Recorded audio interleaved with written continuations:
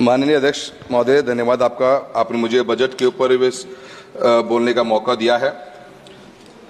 माननीय वित्त मंत्री जी के इस बजट के अंदर जो पेश किया गया, देश भर के अंदर एक जो मैसेज इस सरकार द्वारा दिया गया था कि सबका साथ सबका विकास, इस मुद्दे पे 10 साल से इस सरकार के अंदर है और इस बार का जो बजट पूरे देश भर में जो मैसेजिंग जाने का काम हुआ है, उसका एक ही मुझे लाइन लगती है कि जो हमारे साथ है हम उनके साथ हैं का बजट नजर आता है।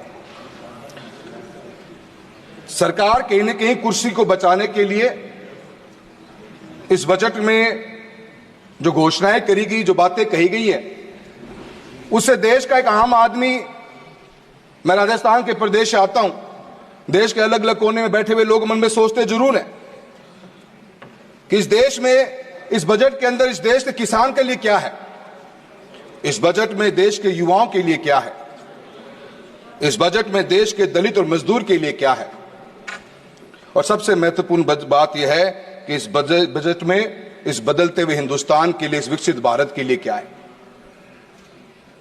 जीडीपी की ग्रोथ रेट जो 23-24 में रही वो 8% से के आसपास रही। सबने इसके बारे में बात कही है, पर मैं राजस्थान के चूरू लोकसभा क्षेत्र से आता हूं अध्यक्ष महोदय। किसान और किसानी की बात करूंगा।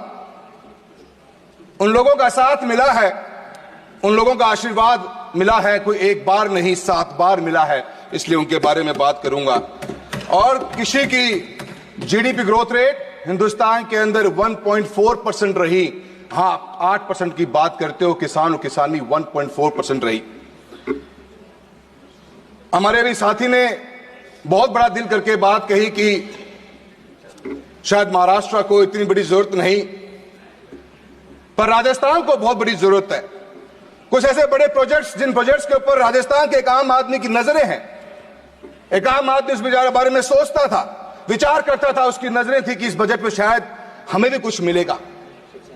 वो बात जनता के मन में जो एक आस के रूप में थी, वो सिर्फ इस बात के लिए लेके नहीं थी कि जनता सोच रही थी, आप ही की सरकार, आप ही की पार्टी, जो भजन लाल जी हमारे मुख्यमंत्री महोदय थे, इस चुनाव के अंदर गांव गांव जाके इन बातों कही। ईआरसीपी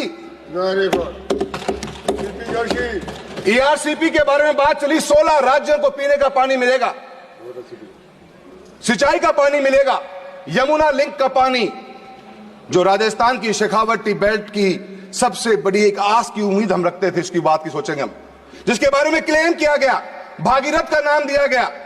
चूरू, झुंझुनू, सीकर के अंदर 1 लाख हेक्टेयर की सिंचाई का पानी और सीकर जिले के लिए पीने के पानी की व्यवस्था का प्रोग्राम था। ये कोई चर्चा न यहां भारत के सरकार के बजट में दिखी और न ही कोई चर्चा राजस्थान के बजट में दिखी। इरिगेशन का प्रोजेक्ट सर कोई भी 10 सालों के अंदर बड़ा इस देश के अंदर आया नहीं। हम किसान और किसानी की बात करते हैं, किसान की आय दुगनी करने की बात करते हैं। एक भी बड़ा big ticket canal project north part of Hindustan के अंदर के देखने को नजर नहीं आया। कुछ उम्मीद थी क्योंकि पानी की खपत बढ़ती जा रही है, पॉपुलेशन बढ़ी है, हम उस बात पे जाना चाहेंगे, पर हम कैसे एक्सेस वाटर ऑफ रेन को टैप कर सकते हैं, उस सोच के साथ में यमुना लिंक प्रोजेक्ट डिजाइन किया गया। 2018 के अंदर उसकी डीपीआर बनी। 22,000 करोड़ का प्रोजेक्ट था। एक नई उम्मीद जगती, एक नया विश्वास पैदा होता और किसान को, किसानी को बहुत बड़ा फायदा मिलता है इस प्रोजेक्ट का। यह प्रोजेक्ट मैं ये मानता हूं कि बदलते हुए हिंदुस्तान की सबसे बड़ी तस्वीर बन सकता है। हम रेन वाटर को टैप करके रबी की क्रॉप्स के अंदर किसानों को गैप फंडिंग कर सकते हैं, पानी के रूप में अंदर दे सकते हैं। इसके लिए प्रोजेक्ट बनाया गया था। 2018 से प्रोजेक्ट पेंडिंग पड़ा हुआ है। राजस्थान की सरकार ने बनते के साथ ही क्लेम किया कि हमने हरियाणा से बात कर ली। हरियाणा के उस समय के मुख्यमंत्री ने कहा कि हमारा भी एग्रीमेंट की कोई क्लैरिटी नहीं है, और इस बजट में हम उम्मीद करते रह गए कि 22,000 करोड़ का प्रोजेक्ट शुरू हो जाए तो जो एक्सेस वाटर या जितनी हमारे बाढ़ आती है, जो पानी हमारा वेस्ट जाता है अदर स्टेट्स में या नदियों के मार्फत या इंटरनेशनल बॉर्डर्स को क्रॉस कर जाता है, उस पानी को हम टैप करके राजस्थान जैसे क्षेत्र के अंदर, सर जितना बड़ा मेरा चूरू लोकसभा क्षेत्र है उतना बड़ा पूरा हरियाणा है। अगर ग्रीन रिवॉल्यूशन ने इस देश के अंदर खेती के रूप के अंदर और ग्रेन्स के रूप में जो मजबूती प्रदान हरियाणा पंजाब ने करी है, एक next level of green revolution की रिक्वायरमेंट है, जहां पे हम ऑयल सीड्स और पल्सेस के ऊपर आज इंपोर्ट करने पे डिपेंडेंट है। अगर राजस्थान के क्षेत्र को पानी मिल जाता तो पूरे हिंदुस्तान का पेट भरने की ताकत रखता है चूरू लोकसभा क्षेत्र और पूरा शेखावटी बेल्ट। किसान की बात खेती की बात करूंगा सर, करो। अनेकों प्रोजेक्ट्स की बात हुई। अगर आप अपनी स्कीम्स को चेक करेंगे, हर स्कीम के अंदर बजट या तो घटा दिया गया या बजट इंटैक्ट पड़ा हुआ है। किसी बजट के अंदर भी कोई इंप्रूवमेंट नहीं, कोई एक हैंड होल्डिंग नहीं। हम योजनाएं लॉन्च कर देते हैं, परियोजनाओं को हैंड होल्डिंग नहीं। सर आप मुझे इस तरह देख रहे हो, मुझे लग रहा है कि आप घंटी बजाने वाले हो। सर देखो मत सर, मुस्कुरा के देखो। सर प्रधानमंत्री फसल बीमा योजना बनी सर, आज हम 2024 का अरे सर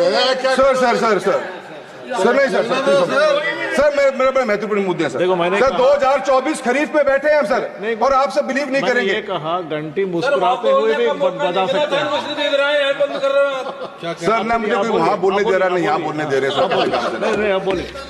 सर 2024 खरीफ का क्लेम आज 2023 खरीफ का क्लेम आज तक राजस्थान में डिस्ट्रीब्यूट नहीं हुआ सर।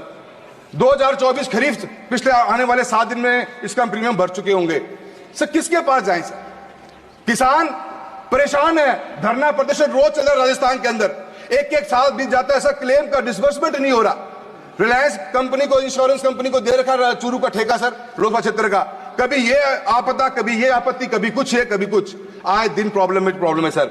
और सर एमएसपी की बात करी जाती है सर, किसान क्या मांग रहा है? आज हमारे मंत्री महोदय ने कहा कि हमने सब कुछ लिख के दिया ही नहीं। तो आपने क्या लिख के दिया, क्या गारंटी दी? मांग क्या रहा किसान? आज किसान और किसानी इतने बुरे हाल में है कि एक एमएसपी की गारंटी मांग रहे हैं। लाखों करोड़ रुपए का बजट आप देश के अंदर बांट रहे हो, किसान को चाहिए क्या? एक एमएसपी की गारंटी चाहिए।